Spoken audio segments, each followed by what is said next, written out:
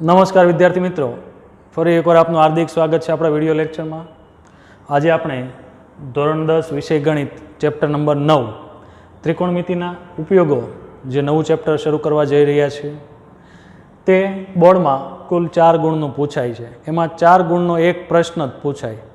ખાસ આઈએમપી 4 ગુણનો એક પ્રશ્ન જ પૂછાય છે. તો એની થિયરી જોઈએ, એકદમ સહેલું જ છે, આવડી જશે. મેઇન તમને આકૃતિ દોરતા આવડી જોઈએ. આકૃતિને આધારિત આખું ચેપ્ટર છે. ચાલો, ત્રિકોણમિતિ તમે આગળ 8મા ચેપ્ટરમાં ભણી ગયા છો. ત્રિકોણમિતિ એનો પરિચય શીખ્યા. હવે એનો ઉપયોગો કઈ રીતે થાય, ક્યાં થાય એ શીખવાનું છે આપણે. તો ચાલો શરૂઆત કરીએ. ધારો કે કોઈ વ્યક્તિ છે, ઊભો છે, તે અહીંયા એક પદાર્થ પડેલો છે, તે જોવે છે.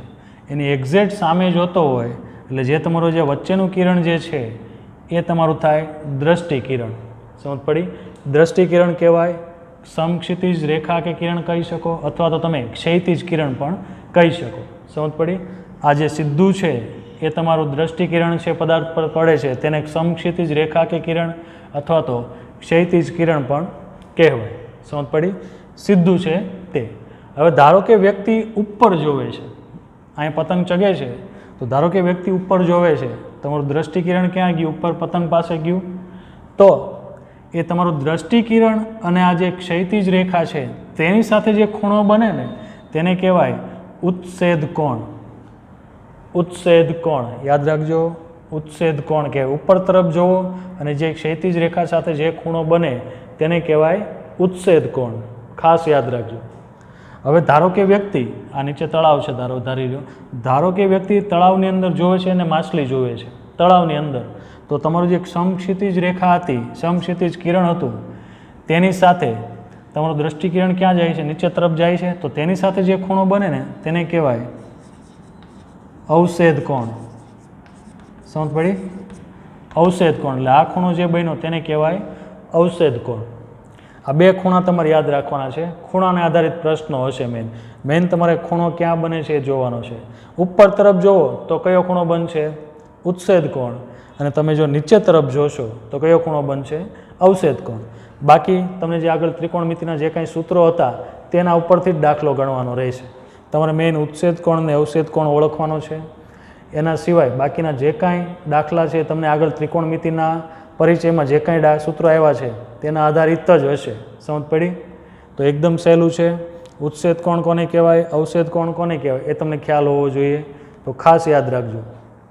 બીજું કે આ ચેપ્ટરમાં આપણે વર્ગમૂળવાળી કિંમતો લેવાની થશે. તો વર્ગમૂળમાં 3 એટલે 1.73 અને વર્ગમૂળમાં 2 એટલે 1.41. એવી જ રીતે 1/3 વર્ગમૂળમાં 3 એટલે 0.58. આ 3 કિંમતો તમારે યાદ રાખવાની છે. આ ચેપ્ટરમાં ઉપયોગી છે. આ 3 કિંમતને આધારિત પ્રશ્નો હશે. તો સમજ પડી? માત્ર ઉત્સેદ કોણ ને અવષેદ કોણ કોને કહેવાય તે જોવાનું છે. હવે આ ચેપ્ટર એવું છે કે આકૃતિને આધારિત દાખલા છે. તો પહેલાં તો તમને આકૃતિ બનાવતા આવડવી જોઈએ. તો તમને જે કાંઈ પ્રશ્ન આપેલો હોય તેની ઉપરથી તમારે આકૃતિ સમજવાની છે, આકૃતિ બનાવવાની છે. ઉત્સેદ કોણ કયો છે, અવષેદ કોણ કયો છે, જે આપેલો હોય તે તમારે ખૂણો પણ બનાવવાનો છે.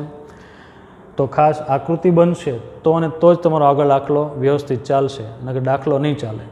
તો સૌથી પહેલાં તમારું કામ આકૃતિ બનાવવાનું રહેશે. તો ખાસ આકૃતિ બનાવવામાં ધ્યાન રાખવાનું છે. સમજ પડી? તો આ થિયરી આધારિત જે કંઈ મેં થોડીક આકૃતિ દોરેલી છે તે તમારી નોટબુકમાં દોરી લેજો, સમજ માટે છે.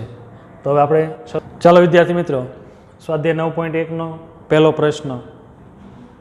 સર્કસના તંબુમાં જમીન સાથે શિરોલંબ સ્થિતિમાં રહેલા થાંભલાની ટોચથી જમીન સાથે ખેંચીને બાંધેલા 20 મીટર લાંબા દોરડા પર એક કલાકાર ચડી રહ્યો છે.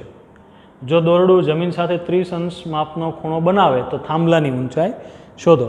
આકૃતિ તમને ચોપડીમાં આપી દીધેલી છે, સમજીએ. ચાલો, સર્કસનો તંબુ છે, તેમાં જમીન સાથે શિરોલંબ સ્થિતિમાં રહેલો થાંભલો. ચાલો, અહીંયા તમે જુઓ તો આ આપણી જમીન છે, બરાબર? BC એટલે જમીન, શિરોલંબ સ્થિતિ એટલે સીધો 90 અંશનો ખૂણો બનતો હોય તે, એટલે કે આ થાંભલો શિરોલંબ સ્થિતિમાં છે આપણો. એટલે AB શું છે આપણો? થાંભલો. સમજ પડી? હવે શું કીધું છે કે થાંભલાની ટોચથી, એટલે કે ટોચ કોણ છે તમારું બિંદુ એ, ટોચથી જમીન સાથે ખેંચીને એટલે નીચે તરફ ખેંચીને એક 20 મીટર લાંબુ દોરડું બાંધેલું છે, એટલે કે એસી તમારું શું થાય દોરડું. સમજ પડી? આ ટોચથી જમીન સાથે એટલે કે અહીંયા સુધી દોરડું ખેંચીને બાંધેલું છે. દોરડાની લંબાઈ કેટલી છે 20 મીટર. હવે એક કલાકાર દોરડા પર ચડે છે અહીંયાથી. સમજ પડી? અહીંયાથી કલાકાર દોરડા પર ચડી રહ્યો છે. હવે જો દોરડું જમીન સાથે 30 અંશનો ખૂણો બનાવે, આ દોરડું છે, આ આપણી જમીન છે, તો 30 અંશનો ખૂણો ક્યાં બનશે? અહીંયા બનશે. સમજ પડી? તો થાંભલાની ઊંચાઈ એટલે કે એ બી શોધો. કઈ રીતે શોધવાની? જો તો આપણે આગળ ધોરણ ચેપ્ટર નંબર 8માં જોયું એ જ પ્રકારની આકૃતિ થઈ ગઈ. કાટકોણ ત્રિકોણ છે, તમને લઘુકોણ આપેલો છે, કર્ણનું માપ આપેલું છે, તમારો થાંભલો એટલે કે એ બી એટલે કે ખૂણાની સામેની બાજુ શોધવાની છે. તો કઈ રીતે શોધો?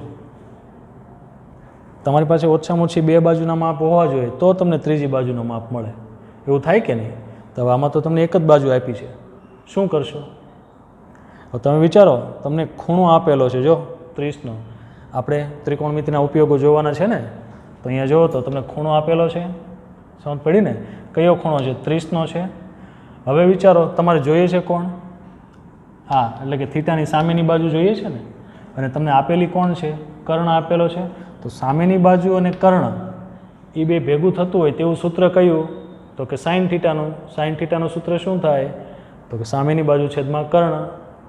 થીટા તો તમારી પાસે છે જ, તો તમે સાઇન થીટાનું સૂત્ર વાપરી શકો. સમજો, તમારે પાસેની બાજુ જોવાની જરૂર નથી. તમે પાસેની બાજુ શોધો ને પછી સામેની બાજુ શોધો તો પણ ચાલે, પણ આ ડાયરેક્ટ થઈ જાય છે. કેમ? તો કે તમારે થીટાની સામેની બાજુની જરૂર છે ને, તમને કર્ણ આપેલો છે, તો સામેની બાજુ અને કર્ણ બે ભેગું થતું હોય તેવું સૂત્ર કયું થાય? સમજ પડી? એક તો સાઇનનું થાય અને બીજું કેનું થાય? કોસેકનું થાય ને. તો કોઈ પણ સૂત્ર તમે મૂકી શકો. સમજ પડી? ચાલો તો જોઈએ. ત્રિકોણ એ બી સીમાં ખૂણો બી બરાબર 90 અંશ. રેડી ને? અને થીટા કેટલો છે તમારો? 30 અંશ. તો એના પરથી સાઇન કયો થશે? સી થાય કે નહીં? Sign C. સમજ પડી ને? સાઇન સી એટલે કે સામેની બાજુ છેદમાં કર્ણ કેટલું થશે? કે એ બીના છેદમાં એસી. સાઇન સી એટલે કેટલા છે? સાઇન 30 થાય. સીની જગ્યાએ થીટા કેટલો આપેલો છે તમારો? 30નો. રેડી ને? તો સાઇન 30 એ બી શોધવાના અને છેદમાં એસી કેટલા આપ્યા છે? 20. હવે કોષ્ટક પરથી જો સાઇન 30ની કિંમત કેટલી થાય? 1/2 થાય બરાબર એ બીના છેદમાં 20. ચાલો 20 અહીં છેદમાં સામે જાય તો અંશમાં જાય અને 20 એકા 20. 20/2 બરાબર એ બી. 10 દુ 20 થશે, માટે એ બી બરાબર કેટલા મળ્યા? 10. એકમ શું હતો? મીટર. રેડી? હવે એ બી શું છે? તમારો થાંભલો છે. તો આમ થાંભલાની ઊંચાઈ એ બી બરાબર 10 મીટર મળે. સમજ પડી? છે એકદમ સહેલા પ્રશ્નો. જો કેટલા નાના પ્રશ્નો તમને 4 માર્ક્સમાં ન પૂછે, પણ શરૂઆત થઈ છે, ધીમે ધીમે આગળ મોટા દાખલા આવશે. તો છે કે નહીં એકદમ સહેલા પ્રશ્નો? હવે તમને થોડોક ખ્યાલ આવ્યો હશે કે તમારે શું કરવાનું થશે. તમને બાજુના માપ આપ્યા છે, પણ બધી બાજુના માપ નહીં હોય, એટલે તમારે સૂત્રને આધારે બીજી બાજુના માપ શોધવાના થશે. સમજ પડી ને? સૂત્ર અને ખૂણો અને આપણું પેલું કોષ્ટક, એના આધારે તમારે બીજી બાજુના માપ શોધવાના થશે. એટલે તમારો જવાબ આવશે. ખ્યાલ આવ્યો? જો ના ખ્યાલ આવ્યો હોય તો જે આગળ આવા પ્રશ્નો આવવાના છે, ધ્યાન રાખજો, શીખતા જજો, આવડી જશે. સમજ પડી? ચાલો વિદ્યાર્થી મિત્રો, હવે બીજો પ્રશ્ન સમજજો. વાવાઝોડાના કારણે એક ઝાડ એ રીતે ભાંગીને વળી જાય કે જેથી તેની ટોચ જમીન સાથે 30 અંશનો ખૂણો બને. આખું ઝાડ ઊભું છે, તે ભાંગી જાય છે વચ્ચેથી. બરાબર? ભાંગે એટલે ટોચ નીચે પડશે અને જમીન સાથે જ્યાં અડે ત્યાં 30 અંશનો ખૂણો બનાવે. ચાલો પહેલાં તો આપણે ઝાડ અને જમીન દોરીએ, કઈ રીતે થાય ચેક કરીએ. ધારો કે આપણું આ ઝાડ છે, બરાબર? ઝાડને નામ આપીએ એ અને બી.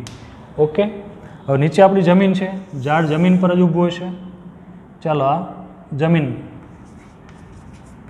જમીનનું નામ આપી દઈએ બી સી. ઓકે, હવે શું કહે છે કે વાવાઝોડાના કારણે ઝાડ ભાંગી જાય છે. ધારો કે આ બિંદુથી ઝાડ ભાંગી ગયું અને અહીં નામ આપી દઈએ બિંદુ ડી. ઓકે, સમજ પડી ને? ધારો કે ઝાડ અહીંથી ભાંગી ગયું. હવે ઝાડ ભાંગ્યા પછી અહીંયાથી ભાંગે તો આ સાઈડનો ભાગ આમ પડશે અથવા તો આ બાજુ પડશે, બેમાંથી એક સાઈડ પડે ને. હવે આપણે આકૃતિ આ સાઈડ બનાવેલી છે તો આપણે ધારો કે ઝાડ આ બાજુ પડી જાય છે, તો અહીંયાથી પડીને તે ક્યાં અડશે? સી સાથે અડી જશે. થોડુંક લાંબા ટૂંકું થાય છે પણ તમારે માની લેવું, બરાબર? ચાલો, ધારો કે બિંદુ ડી પાસેથી ઝાડ આપણું ભાંગી ગયું અને ત્યાંથી તેનો ટોચનો ભાગ નીચે પડી ગયો. સમજ પડી? એટલે કે જે આ ટોચ હતી તે હવે નીચે આવી ગઈ અને જમીન સાથે કેટલાનો ખૂણો બનાવે છે? 30°. ઓકે, અહીં કાટખૂણો થઈ ગયો. તો ઝાડની જમીનને સ્પર્શથી ટોચ એટલે કે આ અને ઝાડના થડ વચ્ચેનું અંતર 8 મીટર. એટલે ઝાડનું થડ અહીંયા છે, જમીનને સ્પર્શથી ટોચ એટલે ઝાડ ભાંગીને હવે નીચે આવી ગયું ને. હવે તમારી પાસે એડી નથી એમ સમજો, ભાંગી ગયું છે. ભાંગેલો ભાગ કયો છે? એડી. હવે એ તો ભાંગી ગયો એટલે નીચે આવી ગયો, તો આ એક કાલ્પનિક થઈ ગયું, બરાબર? ડોટેડ લાઈન કરી દઉં છું. સમજ પડી? કાલ્પનિક છે. અહીં ઝાડ હતું, બરાબર ને? હવે ભાંગી ગયું એટલે નીચે આવી ગયું. તો જમીનને સ્પર્શથી ટોચ અને ઝાડના થડ વચ્ચેનું અંતર કેટલું આપ્યું છે? 8 મીટર. સમજ પડી ને આકૃતિ? તો ઝાડની ઊંચાઈ શોધો કે ઝાડ ટોટલ કેટલું ઊંચું હતું તે શોધવાનું છે. એટલે કે તમારે એ બી શોધવાના છે. જો એકદમ સહેલો પ્રશ્ન છે. સૌથી પહેલાં તો આખું એ બી એટલે ઝાડ છે, બરાબર? બીસીને શું કહેવાય? જમીન. ઓકે ને? હવે એક વસ્તુ તમે માર્ક કરો, જે આ ડીસી છે એ શું થયું? એ પણ ઝાડ જ થયું કહેવાય ને. ઝાડ આખું ઊભું હતું, એ બી આખું ઝાડ ઊભું હતું, એમાંથી બિંદુ ડી પાસેથી ભાંગી ગયું. સમજ પડી ને? એટલે આ ભાગ છે એ ડી, એ જ નીચે પડ્યો કહેવાય ને. આપણે નીચે બિંદુ સી છે એટલે એની સાથે જોડાઈ ગયું એટલે ડીસી ભાગ થઈ ગયો. સમજ પડી કે નહીં? તો તમારો જે એડી વાળો ભાગ છે અને સીડી બે એક સરખા થયા કહેવાય. શું કામ? તો કે બે એક જ છે. તો એડી બરાબર સીડી. શું કામ? તો કે એડી એટલે શું થયું? તમારો ઝાડનો એક ભાગ હતો, બરાબર ને? એ નીચે પડી ગયો એટલે એનું નામ થઈ ગયું સીડી. મૂળ છે તો બે એક જ ને, આ એ ઝાડ જ છે ને, ઝાડનો પડી ગયેલો ભાગ. હવે તમે એને પાછો ઊભો કરી દો આમ, તો એ હતું શું થઈ જાય? પાછું એડી થઈ જાય કે નહીં? સમજ પડી? એટલે કે એડી અને સીડી બે સરખા થયા. સમજ પડી? ચાલો, તો એડી અને બે સીડી સરખા. હવે ખૂણો બી બરાબર 90° તમને આપેલો જ છે. પછી ખૂણો સી કેટલો થાય છે? 30°. ચાલો, હવે તમારે મેઇન શોધવાનું છે ઝાડની ઊંચાઈ એટલે કે એ ડી અને બી ડી શોધવાના છે. હવે એડી એટલે તો શું થાય? આ જે સીડી છે તે થયું અને બીડી એટલે એક આ બાજુ થઈ. તમારું થીટા અહીંયા છે, થીટાની સામેની બાજુ અને કર્ણ બંને શોધવાના છે. તમારી પાસે છે શું? પાસેની બાજુ જ છે કે નહીં ઓનલી? તો પાસેની બાજુ ઉપરથી કર્ણ શોધો અને સામેની બાજુ પણ મળી શકે કે નહીં? ચાલો, હવે શરૂઆત કરો. ધારો કે તમારે કર્ણ શોધવાનો છે, થીટા છે તમારી પાસે, પાસેની બાજુ છે. તો પાસેની બાજુ અને કર્ણ બંને આવતું હોય તેવું સૂત્ર કયું? તો કે કોસવાળું સૂત્ર થાય ને. શું થાય? પાસેની બાજુ છેદમાં કર્ણ. તો લખીએ ત્રિકોણ એ બી સી માટે. ચાલો, 30 આપ્યા છે ને, એટલે ડાયરેક્ટ લખું છું કોસવાળું સૂત્ર, cos 30. cos 30 એટલે કે પાસેની બાજુ છેદમાં કર્ણ એટલે કે બીસીના છેદમાં સીડી. ચાલો, cos 30 એટલે શું થાય? વર્ગમૂળ 3ના છેદમાં 2 થાય. ચાલો, બીસી છે તમારી પાસે 8 છેદમાં સીડી. હવે તમારે સીડી શોધવાના છે. તો સીડી અહીં છેદમાં છે, સામે જાય તો અંશમાં આવી જશે એટલે સીડી. ચાલો, 8 ગુણાકાર અહીં 2 છેદમાં છે, સામે જાય તો અંશમાં, 3 ગુણાકારમાં છે, આ બાજુ આવે તો ભાગાકારમાં. તો સીડી તમને શું મળ્યું? 8 દુ 16 છેદમાં વર્ગમૂળમાં 3 સીડી, બરાબર? 16ના છેદમાં વર્ગમૂળ 3. ચાલો, તમને આ મળી ગયું. 16ના છેદમાં વર્ગમૂળમાં 3. હવે બીડી બાકી રહ્યું. બીડી શું થાય? તો કે થીટાની સામેની બાજુ. હવે કોઈ પણ રીતે દાખલો ગણી શકો. તમારી પાસે આ બે બાજુ તો છે, પાયથાગોરસ વાપરો એટલે તમને ત્રીજી બાજુ મળી જાય. પાયથાગોરસ થોડોક લાંબુ થાય પણ તમે ત્રિકોણમિતિનું જે વિધેયનું સૂત્ર વાપરો તો એકદમ સહેલું પડશે. સામેની બાજુ શોધવી હોય તો તમે સાઇન પણ વાપરી શકો, તમારી પાસે ટેન કોટ કોસેક સેક કાંઈ પણ વાપરી શકો. ધારો કે હું 10 વાળું સૂત્ર વાપરું, હું 10 30 ને 10 30નું સૂત્ર, 10 એટલે શું થાય, સામેની બાજુ છેદમાં પાસેની બાજુ થાય, થીટા અહીંયા છે, સામેની બાજુ કોણ થાય તો કે બીડી, પાસેની બાજુ બીસી. ચલો 10 30ની કિંમત કેટલી થાય, 1/√3 થાય. બીડી કેટલા છે શોધવાના, બીસી કેટલા 8. ચલો અહીંયા 8 છેદમાં છે, સામે જાય તો અંશમાં વહી જશે એટલે બીડી બરાબર શું આવ્યું 8/√3. ઓકે, હવે તમારે શોધવાનું શું, આ બાજુ તો મળી ગઈ. ઝાડની ઊંચાઈ શોધવાની છે ને, તો ઝાડ આપણું કવડું છે એ બી છે, એ બી બરાબર તો શું થાય તો કે એડી વત્તા બીડી. હવે એડી શું છે તમારી પાસે તો અહીં રહેજો, એડી ને સીડી સરખા, સીડીનું માપ છે અને બીડી તમને મળી ગયો, થઈ ગયું. તો ચાલો, તો કે ઝાડની ઊંચાઈ બરાબર એ બી છે, રેડી ને, અને એ બી બરાબર તો શું થાય એડી વત્તા બીડી. ચાલો, એડી એટલે શું છે સીડી છે ને, એટલે કે સીડી વત્તા બીડી. સીડી કેટલા છે 16/√3. બીડી કેટલા મળ્યા તો કે 8/√3. ચાલો, બેયના છેદ સરખા છે એટલે ડાયરેક્ટ સરવાળો થશે, 16 ને 8 24/√3. હવે તમારે ખાસ એ ધ્યાન રાખવાનું છે, ત્રિકોણમિતિવાળા ચેપ્ટરમાં આપણે આગળ જોયું ચેપ્ટર નંબર 8માં, છેદમાં તમારે અસમય સંખ્યા આવતી હોય તો એને દૂર કરવાની રહેશે. છેદમાં અસમય સંખ્યા રાખવાની નથી. √3 એટલે અસમય સંખ્યા થઈ, તો એને દૂર કરવી હોય તો આપણે શું કરીએ, છેદનું સમીકરણ કરવાનું ને, તો 24/√3. હવે ત્યાં શું કરતા કે બબ્બે પદ હતા, પ્લસ માઇનસની નિશાનીવાળા પદ મૂકી દેતા, બરાબર ને. હવે અહીંયા છેદમાં √3 જ છે તો શું કરવાનું, તો એની સંખ્યા વડે ગુણી નાખો ને ભાગી નાખો, એટલે કે √3/√3, બરાબર ને. ચાલો, આનો જવાબ કે 24/3 અને છેદમાં √3 ગુણાકારમાં 3 એટલે આ ખાલી 3 થશે, 2 વર્ગમૂળવાળી સંખ્યાનો ગુણાકાર એની જ વર્ગમૂળમાં સંખ્યા મળે. ચાલો, 8 તેરી 24 એટલે તમારો જવાબ શું આવશે 8/3. એકમ શું છે મીટર. આમ ઝાડની ઊંચાઈ તમને કેટલી મળશે 8/3 મીટર. સમજ પડી? એકદમ સહેલા પ્રશ્નો છે, ધ્યાન રાખજો, આકૃતિ સમજજો, પ્રશ્ન સમજજો. સમજ પડી? એના આધારિત જ પ્રશ્નો છે, ઓટોમેટિકલી બધા જ દાખલા આવડી જશે. તો ખ્યાલ આવ્યો તમને શું કરવાનું આ રીતના પ્રશ્નોમાં? એકદમ સહેલો પ્રશ્ન છે, આકૃતિ બનાવતા આવડવી જોઈએ અને પછી કયું સૂત્ર ક્યારે વાપરવાનું તે ખ્યાલ આવી જવો જોઈએ. સમજ પડી? બાજુના આધારે તમે કોઈ પણ સૂત્રનો ઉપયોગ કરી શકો, લાંબો દાખલો થાય તો પણ ચાલે, ટૂંકમાં બતાવવું હોય તો કોઈ પણ નાના સૂત્રનો ઉપયોગ કરી શકો. હમણાં આપણે કેમ જોયું કે તમારી પાસે આ બે બાજુના માપ મળી ગયા, ત્રીજી બાજુ શોધવી હોય તો તમે પાયથાગોરસ વાપરી શકો, પણ પાયથાગોરસ થોડુંક લાંબુ થાય, એની કરતાં તમે ત્રિકોણમિતિ વિધિનો ઉપયોગ કરી નાખો તો સીધી તમને કિંમત મળી જાય કે નહીં. જો આપણે આ 10 30ની ઉપરથી જે આ બાજુ મેળવી લીધી એકદમ સરળતાથી મળી ગઈ કે નહીં. તમે પાયથાગોરસ વાપરો તો પણ ચાલે. સમજ પડી? દાખલો ખોટો પડે નહીં, પણ એક થોડોક દાખલો લંબાઈ જાય તો એ ચાલે, ખોટું ના પડે. એટલે તમારી સમજ શક્તિ પ્રમાણે તમે જે કાંઈ રીત કરો તે ચાલશે, ખોટો નહીં પડે. તમારું લોજિક સાચું હોવું જોઈએ. તો આ રીતના પ્રશ્નો આપણે આ ચેપ્ટરમાં ભણવાના છે. હજી આની કરતાં આગળ બીજા મોટા મોટા પ્રશ્નો પણ આવવાના છે. તો વિદ્યાર્થી મિત્રો, આ રીતના દાખલા પ્રેક્ટિસ વર્કમાંથી પ્રેક્ટિસ કરતા રહેજો, લખતા રહો, વાંચતા રહો અને પ્રશ્નો પૂછતા રહો.